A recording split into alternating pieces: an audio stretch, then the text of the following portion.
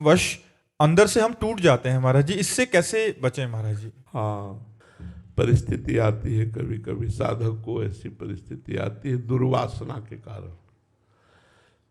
दुर्वासना मम सदा परिकर्षयंती, हृदय में परत की परत दुर्वासनाएं हैं।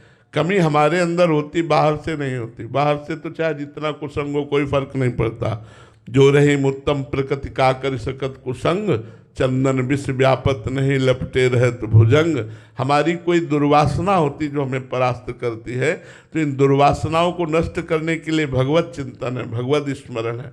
अधिक से अधिक नाम जप करो, ये दुर्वासनाएं नष्ट हो जाएंगी। कुछ अच्छा नहीं लगता, कोई भी कुसंग कुछ भी प्रभाव नहीं डाल सकता, पक्का समझो। एक अलबेली मस्ती आती है भगवान नाम जप करने वाले की, हाँ वो कुछ नहीं, कुछ नहीं। कहीं भी विश्व में कहीं भी रख दो, उसका बाल बाका भी नहीं होने वाला। जो नाम पहारू दिवस निसी, नाम भगवान का रात दिन का पहरा है जिसके जीवन में, उसका बाल बाका भी नहीं हो सकता। खूब नाम जप करो। दुर्वासना ही कुसंग है, और दुर्वासना अंदर है, और अंदर नष्ट हो जाए वृत्ति, तो बाहर का व्यक्ति हमें कुछ नहीं बिगाड़ सकता। अंदर की वृत्ति को नष्ट करने के लिए नाम जप है। बलविंदर सिंह सूरी जी, राधे राधे महाराज जी। महाराज जी, अपने गुरुओं ने, तेग बहादुर जी महाराज जी ने बलिदान दिया। आज महाराज जी युवा पीढ़ी महाराज जी उनके बलिदान को, त्याग को भूलते जा रहे हैं महाराज जी। ऐसे में ऐसे महापुरुषों के याद कैसे रखा? हाँ, हमें लगता है कि इसमें हमें प्रयासरत रहना पड़ेगा। हमें सभाओं में जाकर अपने गुरुजनों के बलिदान की याद दिलानी पड़ेगी। हमें उनके पावन चरित्रों का गान करना होगा। गुरुवाणी का उपदेश, उसका अर्थ, उसका भाव, उसको आचरण में उतारना, इसके लिए हमें करना होगा। ये हम जो गुरुओं की शरण में हैं, तो हम लोगों का एक कर्तव्य है कि भूले हुए लोगों के बीच में जाकर उनको जागृत करना, ये हमारा कर्तव्य है। जब हम महापुरुषों के चरित्रों को सुनाते हैं, महापुरुषों के आदेशों को सुनाते हैं, उनके सिद्धांतों को सुनाते हैं, तो हैं तो उन्हीं के बच्चे, तो हम में वो जागृति होती है। आज हमारा समाज भूल करके व्यसन और व्यभिचार में प्रवृत्त हो रहा है। ज़्यादातर लोग नशेबाज बन रहे, ज़्यादातर लोग गंदी आदतों में फंस रहे। जहाँ धर्म के लिए गर्दन उतरा ली, जहाँ धर्म के लिए खाल खिंचवा ली, वहाँ आज हम धर्म को भूल करके अधर्माचरण में चल रहे हैं। तो हमें लगता है कि हमें सत्संग देना चाहिए, जा करके समाज के नवयुवकों को सत्संग देना चाहिए। इन महापुरुषों की बलिदान की गाथाएं गानी चाहिए, जिससे उनके हृदय में जो छुपा हुआ भगवद अंश है वो जागृत हो जाए और वो धर्म से चलने लगे। क्योंकि बिना श्रवण के, बिना उपदेश के वो सो रहे हैं मोह निद्रा में, उनको जगाना पड़ेगा। वो जब जगेंगे तभी वो सही मार्ग का अनुसरण करेंगे। मानवर्धन सिंह जी काशी से, राधे राधे महाराज जी। महाराज जी, आपकी कृपा से श्वास की ठसक से मानसिक जप करते वक्त सूक्ष्म प्राणवायु में तो नाम एकदम छाया रहता है, लेकिन बीच बीच में कुछ दिनों पर, किसी दिन प्राणवायु स्थूल हो जाने पर भजन में अवरुद्ध सा लगता है महाराज जी। ये किन कारणों से प्राणवायु बीच बीच में सूक्ष्म से स्थूल हो जाती है? हाँ, चूंकि अभी प्राणवायु सम नहीं हुई ना, तो विषम, जैसे भोजन का क्रम बिगड़ा तो विषम भी हो जाएगी। थोड़ा आहार ज़्यादा हुआ तो विषम हो जाएगी, थोड़ा रजोगुणात्मक तमोगुणात्मक भोजन हुआ तो विषम हो जाएगी।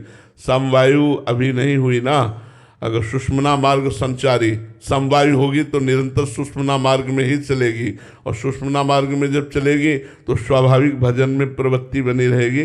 लेकिन धन्यवाद आपको कि आप बहुत अच्छी तरह से इसे सोच समझकर जप कर रहे हैं, क्योंकि ये अनुभव जप करने वाले का ही है। और जब स्थूल प्राणवायु हो और ना चल रहा हो तो फिर जिह्वा से नाम जपने लगना चाहिए, मानसिक छोड़ देना चाहिए, तुरंत छोड़ देना चाहिए, समय व्यर्थ नहीं करना चाहिए। अगर उस समय नहीं छोड़े तो संकल्प विकल्प में फंसा देगा।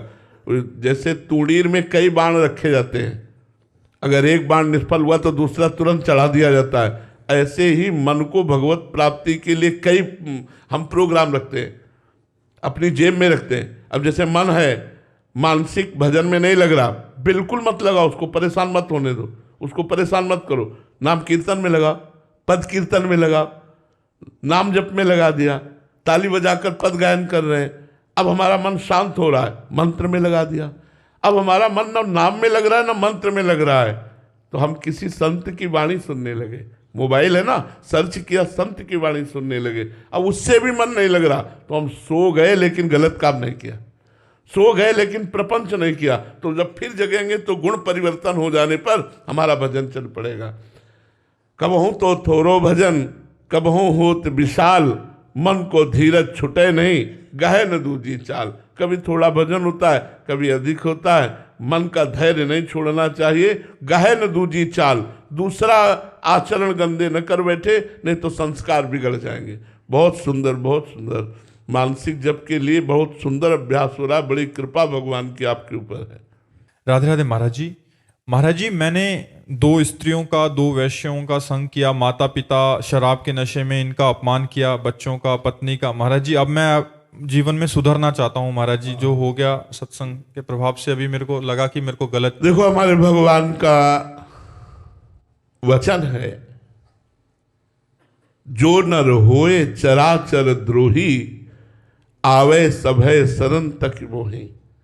तद छल कपट मोह मद माना, करो सत्य ते साधु समाना। चाहे पूरे चराचर का द्रोह हो, गलतियां हो जाती हैं, मनुष्य शरीर है, हम सबसे गलतियां हो जाती हैं। हम सुधार करें, जैसे आप कह रहे हैं मैं सुधार करना चाहता हूं, तो धन्यवाद। आप नाम जप कीजिए, शास्त्रों का स्वाध्याय कीजिए, सत्संग सुनिए, पवित्र भोजन पाइए, माता पिता के चरण छूइए, उनके अनुशासन में रहिए, और अब गलत काम मत करना। अब लो नसानी अब ना न सहियो, तो भगवान कृपा करके अहम त्वाम सर्व पापेभ्यो मोक्षयिष्यामि मा शुचा।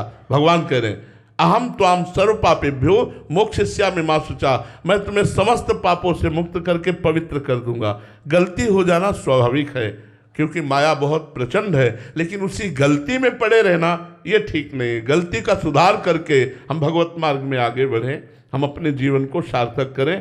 अब तक जो किया वो किया, आगे मत करना। वृंदावन में बैठे हो, नियम पक्का लेना, राधा राधा जपना, माता पिता की सेवा करना, मातृ देवो भव पितृ देवो भव, और गंदे आचरण मत करना। आप प्रवीण सिंह जी, इंदौर से। राधे राधे महाराज जी।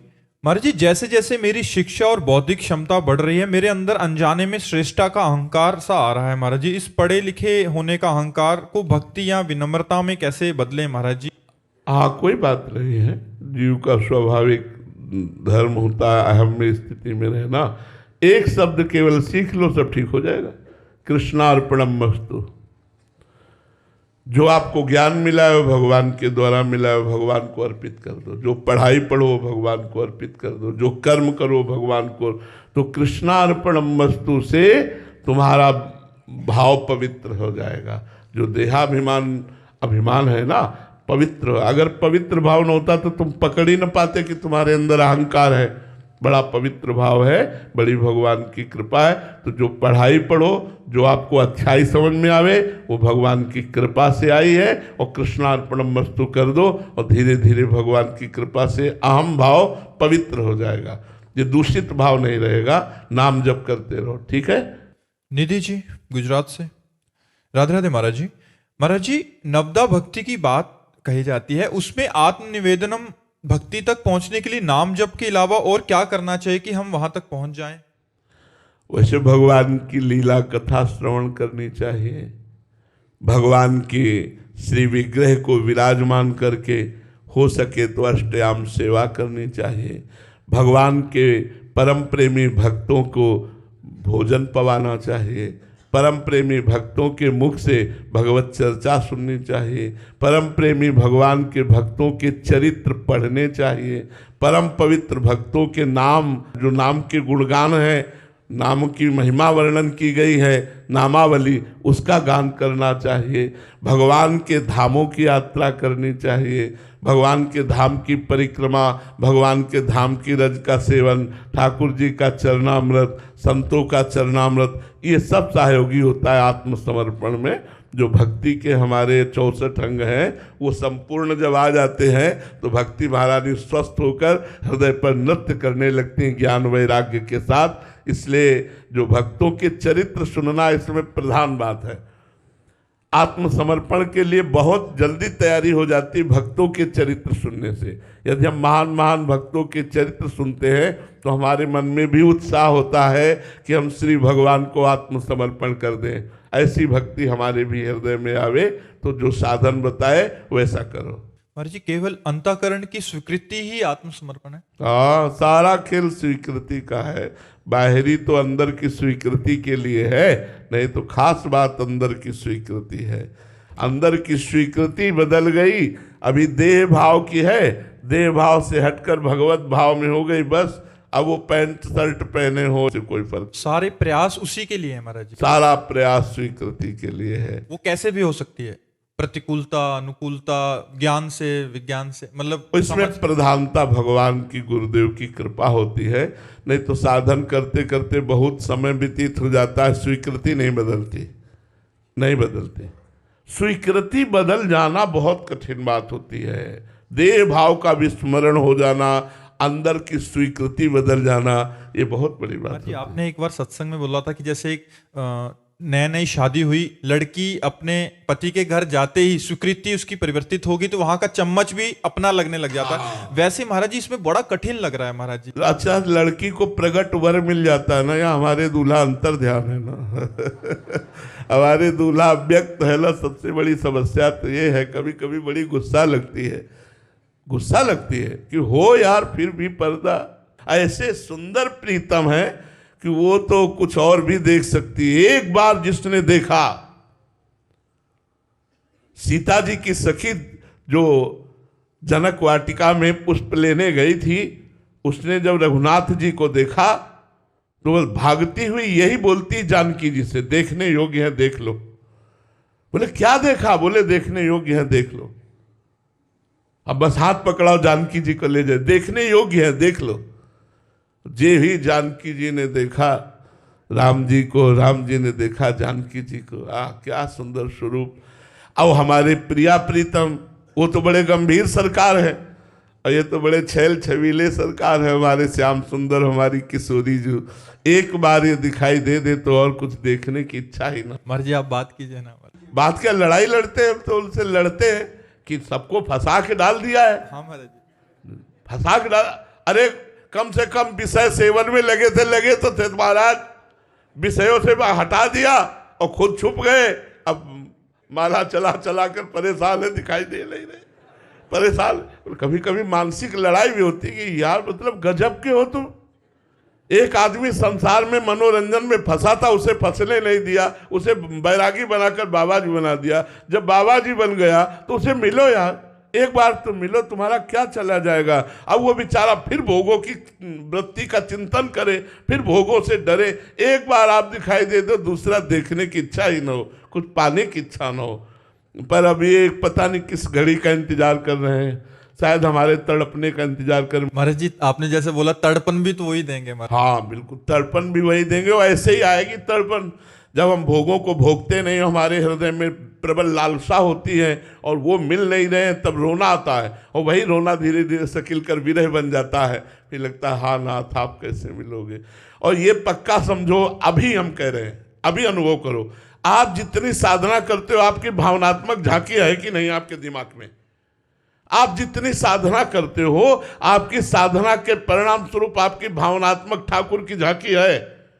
जो जितना भजन करता है भगवान उतने नजदीक उसको अनुभव कराते हैं। ऐसा नहीं हो, नहीं तो पूरा जीवन हो गया, फिर तो हल्ला बोल देते कि पूरा जीवन हो गया और आप धोखेबाज हो। लेकिन ऐसा नहीं, कदम कदम पे उनकी अनुभूति, कदम कदम पे उनका प्यार। और हमें नहीं, सब संतों को होता है। जी रहे संत उन्हीं से, हमें संतों को ही नहीं सब भक्तों को भी होता है कि हमें प्यार करते, हमारी रक्षा की, हमको संभाला, ऐसा है।